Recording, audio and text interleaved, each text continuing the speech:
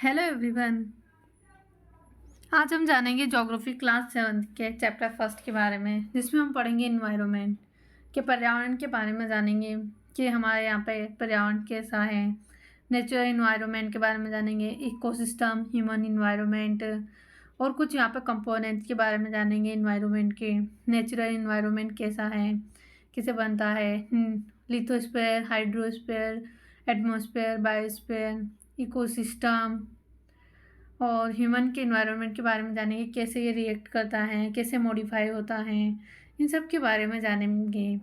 और सबसे पहले हम फर्स्ट ऑफ ऑल इन्वायरमेंट के बारे में जानेंगे कि व्हाट इज़ इन्वायरमेंट, क्या है इन्वायरमेंट। इन्वायरमेंट मतलब कि इसको मतलब इन्वायरमेंट जो है, इन्वायरमेंट का जो ओरिजिनेट है ये फ्रेंच वर्ड मतलब इन्वायरोनियर से हुआ है, जिसका मतलब होता है नेबरहुड मतलब कि आस पड़ोस। और हमारे चारों ओर के जितने भी एरिया हैं जो कि लिविंग ऑर्गेनिज्म से घिरे होते हैं उसे यहाँ पे इन्वायरमेंट कहा जाता है। ओके, अब यहाँ पे कंपोनेंट्स जानेंगे कि क्या क्या कंपोनेंट्स हैं इन्वायरमेंट के, जैसे कि नेचुरल हो गया, नेचुरल में, और ह्यूमन इंटरेक्शंस हो गया, ह्यूमन मैन, इन सब के बारे में जानेंगे जो कि इन्वायरमेंट के कंपोनेंट्स है। ओके, सबसे पहले हम नेचुरल नेचुरल जैसे कि यहाँ पे एयर जिसे एटमॉस्फेयर कहते हैं, वाटर जिसे हाइड्रोस्फेयर कहते हैं, लैंड जिसे लिथोस्फेयर कहा जाता है, और लिविंग थिंग्स मतलब कि जहाँ पर हमारा लाइफ एग्जिस्ट हो उसे यहाँ पर लिविंग थिंग्स बोलते हैं, और जिसे यहाँ पर बायोस्फीयर के से भी जाना जाता है। अब ह्यूमन इंटरेक्शंस क्या होता है। ह्यूमन इंटरेक्शन मतलब जैसे कि कुछ इंडिविजुअल, व्यक्ति, फैमिली, सोसाइटी, ये सब ह्यूमन के इंटरेक्शन में आता है। Religion, education, political situation, economic. अब ह्यूमन मेड मतलब कि ह्यूमन क्या क्या बनाते हैं, जैसे कि पार्क्स वगैरह बनाना, buildings, bridge, road, industry, monument, ये सब यहाँ पे इन्वायरमेंट के कंपोनेंट हैं। ओके, अब नेक्स्ट है नेचुरल इन्वायरमेंट क्या होता है। नेचुरल इन्वायरमेंट मतलब कि जो ह्यूमन के द्वारा ना बनाया गया हो, मतलब कि कोई भी चीज़ जो कि लिविंग ऑर्गेनिज्म से गिरा हो और उसे ह्यूमंस के द्वारा ना बनाया गया हो, वो यहाँ पे नेचुरल इन्वायरमेंट कहलाता है। और ये दो प्रकार का होता है, लाइक बायोटिक जिसे लिविंग ऑर्गेनिज्म भी कहते हैं, और सेकेंड एबायोटिक जिसमें नॉन लिविंग ऑर्गेनिज्म होते हैं। ये सब नेचुरल इन्वायरमेंट में शामिल हैं। ओके, नेचुरल इन्वायरमेंट को भी क्लासिफाई किया गया है प्रत्येक डोमेन मतलब कि बहुत सारे कार्यक्षेत्र मतलब जैसे कि लिथोस्फीयर, हाइड्रोस्फीयर, एटमॉस्फेयर, बायोस्फीयर में, जिसमें हम सबसे पहले लिथोस्फीयर को जानेंगे। लिथोस्फीयर मतलब कि अर्थ की सबसे ऊपर वाली लेयर जो कि सॉलिड क्रस्ट होती हैं, हार्ड टॉप लेयर होती हैं, और ये रॉक से बनी होती हैं जिसमें कई सारे मिनरल्स और थिन लेयर्स द्वारा कवर हैं, सॉइल से। ये एक इरेगुलर सरफेस है मतलब अनियमित होती है, मतलब ये नियमित नहीं है कई सारे लैंडफॉर्म के साथ, जैसे कि माउंटेन्स, प्लेट्यूज, प्लेन और वैलीज, इन सब के साथ ये एक इरेगुलर सरफेस के साथ होती हैं। और यहाँ पे जो डोमेन्स होते हैं ये हमें प्रोवाइड करते हैं, जैसे कि फॉरेस्ट, ग्रासलैंड जो कि ग्रेजिंग के लिए होते हैं, लैंड ये एग्रीकल्चर्स के लिए, ह्यूमन के सेटलमेंट के लिए होता है, और ये एक सोर्सेज भी है एक मिनरल और वेल्थ का। ओके, अब नेक्स्ट है हाइड्रोस्फीयर।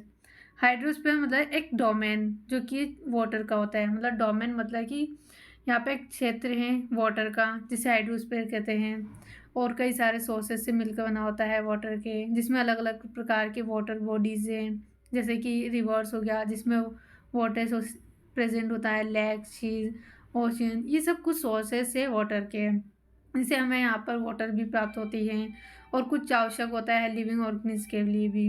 ठीक है, एटमॉस्फेयर क्या, एटमॉस्फेयर मतलब कि एक थीन लेयर होती है एयर की जो कि अर्थ के चारों ओर घेर मतलब अर्थ को चारों ओर घेर रहती हैं, और इसमें कई सारे यहाँ पर gases, dust particles, water vapours होते हैं, और यहाँ पर चेंजेस होता है एटमॉस्फेयर में जब ये प्रोड्यूस होती हैं, और कुछ चेंजेस वेदर और क्लाइमेट में भी होता है इन द एटमॉस्फेयर में। ओके, जो ग्रेविटेशनल फोर्स है अर्थ की ये होल्ड करके रखती है एटमॉस्फेयर के इसके चारों ओर, और यहाँ पर प्रोटेक्ट मतलब कि जो एटमॉस्फेयर है ये प्रोटेक्ट करती है हमें हार्मफुल जो भी रेज आती है, जो भी स्कोचिंग हीट होती है सन से, इस सब से यहाँ मिलकर हमें प्रोटेक्ट करती है।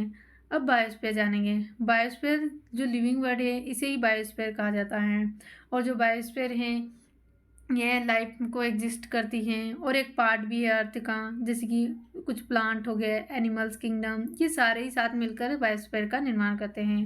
और जो बायोस्फीयर है ये एक नैरो जोन है अर्थ सरफेस की, जहाँ पर लैंड है, वाटर, एयर, ये सब इंटरेक्ट करता है एक दूसरे के साथ सपोर्ट करने के लिए लाइफ को। ओके, अब इकोसिस्टम के बारे में जानेंगे। ठीक है, इकोसिस्टम ये एक सिस्टम है जो कि इंटरेक्शंस के द्वारा बना होता है, मतलब जितने भी सारे लिविंग ऑर्गेनिज्म होते हैं ये सब मिलकर क्या बनाते हैं, एक इकोसिस्टम बनाते हैं विथ ईच अदर, मतलब एक दूसरे के साथ, और कई सारे फिजिकल केमिकल फैक्टर्स के साथ इन्वायरमेंट के, जिसमें वे रहते हैं, और सारे ही जुड़े हुए होते हैं जब यहाँ पे एनर्जी और मटेरियल ट्रांसफ़र होती है तो। ठीक है, और जितने भी प्लांट, जितने भी एनिमल, जितने भी ह्यूमन बींग्स है, ये सब एक दूसरे पे डिपेंड करते हैं, और their immediate surrounding form ecosystem, और उनके चारों ओर तुरंत यहाँ पे एक सिस्टम का निर्माण करते हैं।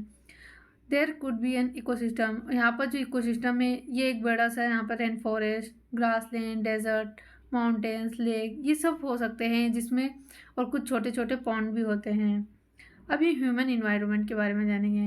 ह्यूमन इन्वायरमेंट मतलब कि ये सहयोग करती है इन्वायरमेंट के साथ। ठीक है, और इसको मॉडिफाई किया जाता है उनकी आवश्यकताओं के अनुसार कि क्या क्या यहाँ पे उनकी ज़रूरतें हैं। विद टाइम के अनुसार ह्यूमन को ज़रूरत होती है ग्रोथ करने की, मतलब कि उसको वृद्धि करने की, और यहाँ पर बिकेम मोर वेरिड, और अलग अलग से बनाने की। ह्यूमन को ज़रूरत होती है नए नए मार्ग को यूज़ करने के लिए और चेंजेस करने के लिए इन्वायरमेंट के, कि क्या क्या यहाँ पे इन्वायरमेंट में चेंज करना है, और वे यहाँ पर सीखते हैं कि कैसे क्रॉप को यहाँ पर ग्रो करनी है, डोमेस्टिकेट करना है एनिमल्स को, और प्रमुख रूप से यहाँ पर सेटल हो जाते हैं इनकी लाइफ। व्हील, जिसे यहाँ पे इन्वेंट किया गया था, मतलब इसका आविष्कार किया गया था। सरप्लस फूड, जैसे कि यहाँ पर प्रोड्यूस करते हैं। बार्टर सिस्टम को इमर्ज किया गया। ट्रेड एंड कॉमर्स स्टार्ट किया गया। इंडस्ट्रियल रिवॉल्यूशन, ये सब इनेबल करती है बड़े बड़े पैमाने के प्रोडक्शंस को। और ट्रांसपोर्टेशन जो है इसको फास्टर तरीके से बनाया गया कि वो इधर से उधर जब भी सामान ले जाया जाए तो वो आसानी से यहाँ पे ट्रांसपोर्ट कर सके। इंफॉर्मेशन रिवॉल्यूशन, जो कि कम्युनिकेशंस को यहाँ पर ईजियर बनाती हैं, और यहाँ पे स्पीडी तरीके से वर्ल्ड भर में यहाँ पे इंफॉर्मेशंस को ट्रांसफॉर्म करने के लिए। Okay guys, thank you.